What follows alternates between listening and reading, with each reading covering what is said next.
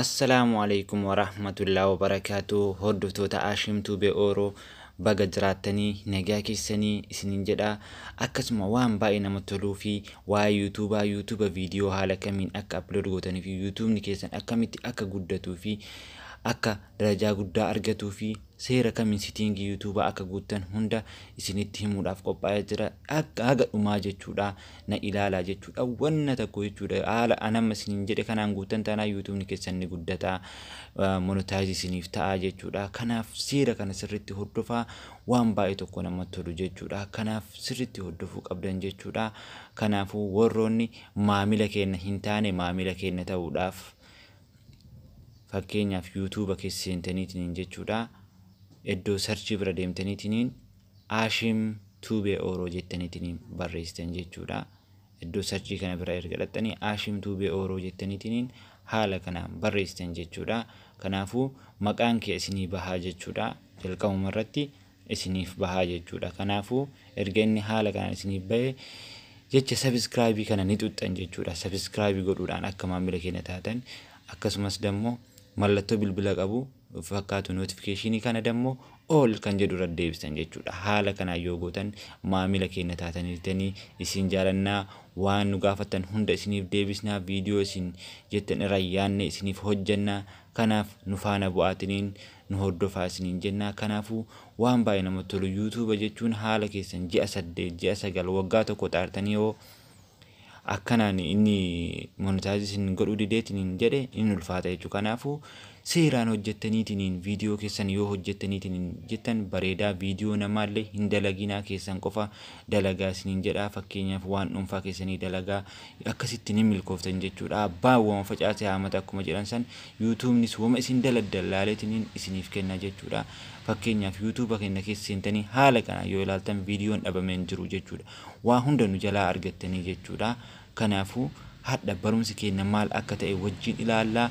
Baay'ee tokko ni jaalatu jedheetiin yaada. Yoo jaalatan subscribe gochuu hin dagatina akkasumas like share like gochuu hin dagatina. Ammaaf gara barumsa keenyaa tarraa na hordofaa isin.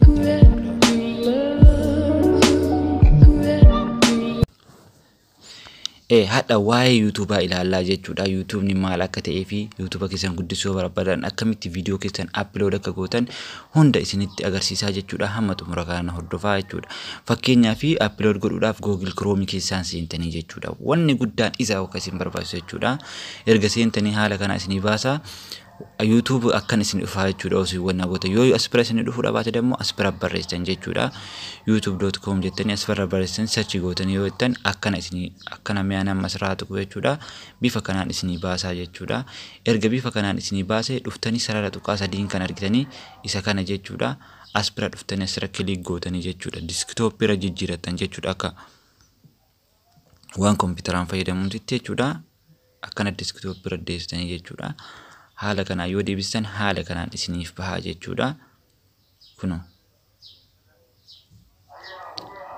akkana naaf bahee jira jechuudha. Aspira erga haala kanaan isiniif bahee dhuftaniitiin aspira argitanii kuno iddoo kana bira argaartanii miti. Fakkeenyaaf aspira dhuftanii tuxxanii jechuudha. Waan akka pilaasii kana jechuudha. Upload video gochuudhaaf isa kana tuxxan ammas maal jedha upload video jedha. Tokko dammoo go live jedha. Isa kana sun taane upload video bakka dhusan irra tuxxanii jechuudha. Achirra click yoo gootan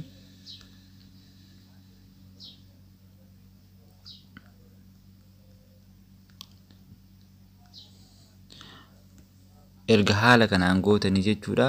Waaba aspira isinii bahaa jechuudha. Faayila keessan keessa eessaan akka deemtanii fi kuno amma haala kanaan erga inni isinii bahee kuno aspira argitanii select files kan jedhu kan argaartanii miti. Isa kana jechuudha. Select files kan jedhu kana irratti click gootanii jechuudha. Isa kana tuxxanii dhuftanii maal tuxxanii files kan jedhu kana jala kana dhuftanii yookiin gallery jedhee isinii baasuu danda'a.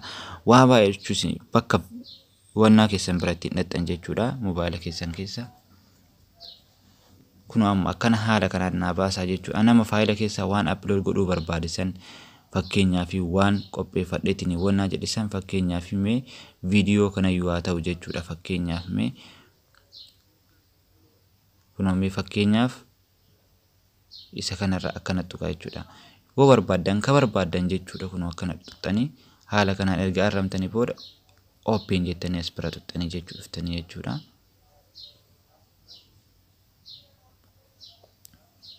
Kun amma upload ta'u jira jechuudha. Kun waa baay'ee baha jechuudha amma as bira jechuudha. Fakkeenyaaf kun asii gadi yoo argitanii jettan viidiyoon kiyya deemaa jira jechuudha. Kun lakkaa'aa jira 7 8 6 deemaa jira. Kun asii gaditti lakkaa'utti jira jechuudha. Amma processii baay'eetu jira jechuudha. Stepping guutan jechuudha. As bira details jedha. As bira videos elements jedha. Check jedha. As biratti immoo as bira kanneen processii kanneen afran guutan jechuudha. Kun kanneen guutuu as biratti argitanii afran kana isa kanneen guutan jechuudha. Nu amma details irra jira jechuudha. Details kana akkam akka guutame isinitti agarsiisa jechuudha.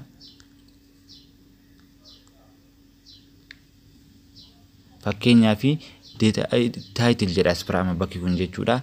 Title isaa guutanii jechuudha as bira dammoo jechuudha. Bataam itti waan title video keessan ilaallatu fakkeenyaaf seera YouTube jedhu anama fakkeenyaaf isin barsiisuuf jeetiniin seera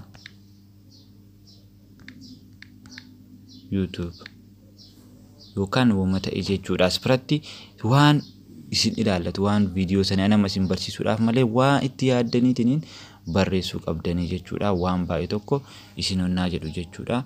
Inni biraa dammoo description as bira kan argaartanii miti kun amma description kana jechuudha. As biratti illee waan barbaadan jettaniitiin barreessuu dandeettan jechuudha. Fakkeenyaaf waan video keessan ilaallatu irraa ta'ee fakkeenyaaf waa baay'ee barreessuu dandeettan jechuudha. Nama fakkeenyaaf hordoftoota kiyyaa Oromoo sanyii koo jedhee subscribe naaf godhaa maal waan akkasiif as bira barreessitanii jechuudha. As bira waan barbaadan barreessitanii fakkeenyaaf Facebook keessan linkii keessan waan barbaadan akka nam dhufee yookiin Telegram keessan waan barbaadan linkii fidanii bakka kanaa jechuudha. Bakka itti kaayitan jechuudha. Fakkeenyaaf inni itti aanu dammoo kun as bira jechuudha. Fakkeenyaaf bakka isin profile ittiin sirreeffatan jechuudha. Profile tokko akkaataa itti laxxaftan jechuudha. Video irratti jechuudha maxxansa kaayedhamu sana argitanii video waan hojjettan san waa'ee YouTube ta'u akkana as bira tuttaniitiin kun fakkeenyaaf faayila keessan erga waan barbaade nama fakkeenyaaf kanarra kaa'aa jedhuuti mee isa kana mee fakkeenyaaf isa kana akkana arrameetiin as biratti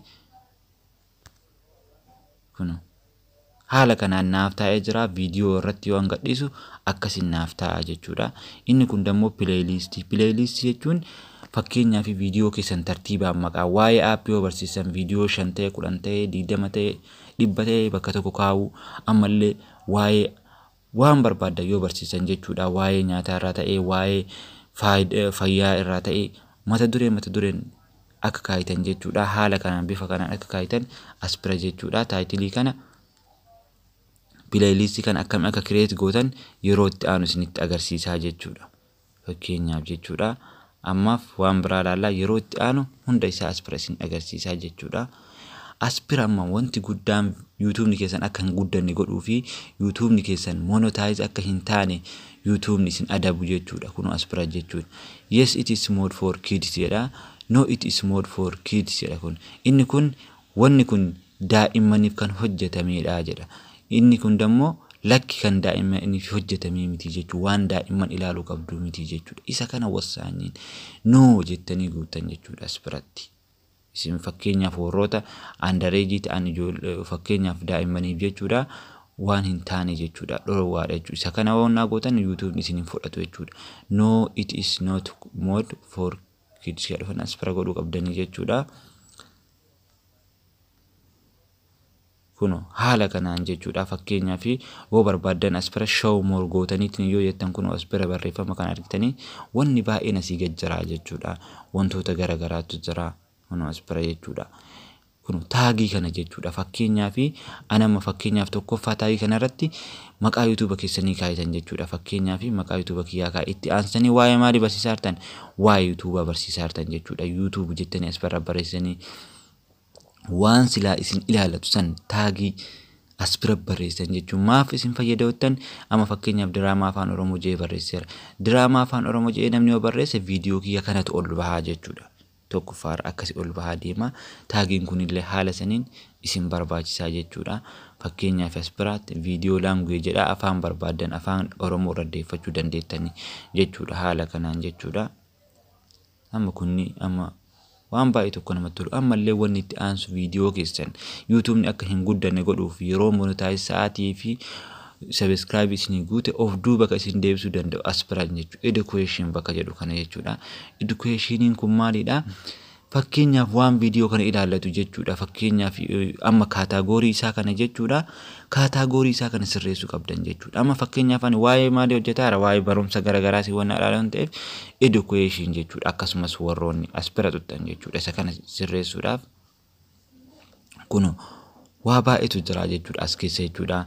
Film in the animation jedha. Card in the waa baay'ee jira. Muuziqaa waa'ee muuziqaa barbaadan as bira jechuudha. Kun waa'ee ispoortii barbaadan Pitsin the animasi jedha. Wantoota baay'ee geemii waa'ee geemii hojjetan waan irra hojjetan sarratti fakkeenyaaf wantoota garagaraa entertainment wanta garagaraa jedha garagaraa hojjetan entertainment kana irra deebisan jechuudha. Nama fakkeenyaaf waa'ee barumsaati waan ta'eef waa'ee barumsaa akkasumas immoo science in the technology waa'ee kanneen science fi technology barsan isa irra deebisan jechuudha. Anama education waa'ee barumsaati amma fakkeenyaaf anama kana irra deeffadhee jira jechuudha. Fakkeenyaaf haala kanaan waan baay'ee tokko namatti tolu jechuudha. Amma fakkeenyaaf viidiyoon kiyya as biratti dhumateetiniin as bira kun argitanii na haramee jira jechuudha.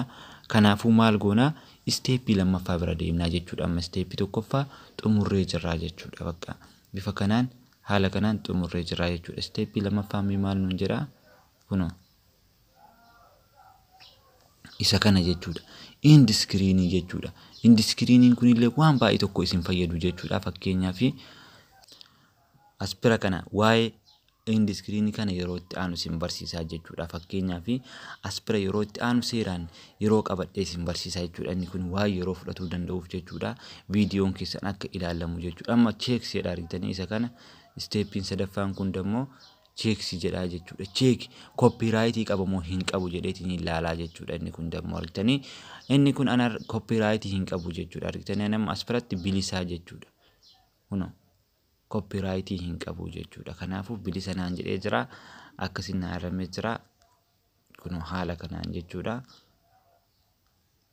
Inni tokko dammoo kana jechuudha. Visibility isaa kana jechuudha. Inni kun wanti guddaan maaltu jira fakkeenyaaf private dha, unlisted dha, public jedha. Kana hunda maal gootanii fakkeenyaaf kana jechuun namni isi muraasni arguu danda'a. Kana dammoo namnuun arguu jechuudha. Kanaaf dammoo publikii kana dammoo namni kamiyyuu arguu danda'a jechuudha. Argitanii kanaafuu isin maal irra kaayatanii public gootan unlisted yoo ta'an nam tokko arguu hin danda'u jechuudha. Kana isin kana raddeeffatan kun amma kana raddeeffadhee jira. Wanti guddaan tokko dammoo kana kun jechuudha. As bira argaa jirtanii jechuudha. Wanni guddaan isin barbaachisu tokkollee as bira jechuudha. Isa kana gatuttanii namni baay'een na gaafataa ture. Isa kana fakkeenyaaf sa'aatii viidiyoo itti isin gadhiistan yookiin dammoo fakkeenyaaf anamma viidiyoon kee dan jedhee xumuree jira sa'aatii fakkeenyaaf kuno amma Apriilii 18 jedhaa miti yaadha sa'aatii barbaaddeeratti yoo barbaadan Apriilii 19 jettanii boruu yoo akka inni isin YouTube irratti gadhiifamuu barbaadan jechuudha. Kuno sa'aatii illee yoo barbaadan kuno sa'aatii fakkeenyaaf daqiiqaa jedha daqiiqaa 45 irratti mee nama fakkeenyaaf mee as bira sa'aatii fakkeenyaaf tokko irratti haa deebisu fakkeenyaaf sa'aatii tokko saafii yoo ga'u wanti kun viidiyoon kun gannaaf dhiifamaa jechuudha. Achiin booda dangodhaa jechuudha. Taayimii erga xumurtaniitiin booda bakka as biratti xumurtaniitiin jechuudha. Amma dhuftanii viidiyoo keessan gadhiisuu bichaa jechuudha. Sa'aa barbaadan irra deeffattanii lakki yoo sa'aatiin barbaadatan dammoo dhiistaniitiin bira tartaniitiin ammuma sa'aatiin amma hojjetan sanii gadhiisuu dandeettan. As bira dhuftanii kun argitanii isa kana dhuftanii as bira tuttanii jechuudha.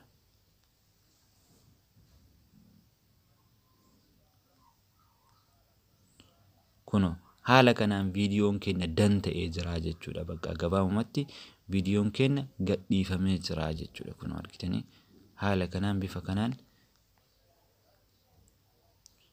kuno haala kanaan gadhiifamee jira jechuudha. Fakkeenyaaf eessa bira viidiyoon keessan Aan amma waan hunda xumuree jira jechuudha. Fakkeenyaaf viidiyoon kiyya sa'aatii meeqarratti akka gadhiifamuu fi yeroo san sirreeffadheetiin ture jechuudha. Sa'aatii meeqarratti akka gadhiifamuuf qabame kun argitanii sa'aatii bara 2021 jedheetiin naaf kaa'ee jira. Sa'aatii ani raddeeffadhe san yoo gahe gadhiisa jechuudha. Yoo ammattis an barbaadeetiin dhiise ammas gannaa dhiisuu danda'a jechuudha. Haala kanaan sirreeffachuu dandeettanii waan baay'ee tokko namatti tolu.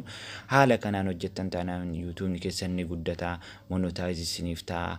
Sirriitti milkooftu rabbiin isin haa milkeessu isiniin jedha. Kanaaf haala kanaan hojjedhaa, jajjabaadhaa isiniin jedha ijoollee Oromoo. Akkasumas subscribe, share, like gochuu hin dagatinaa.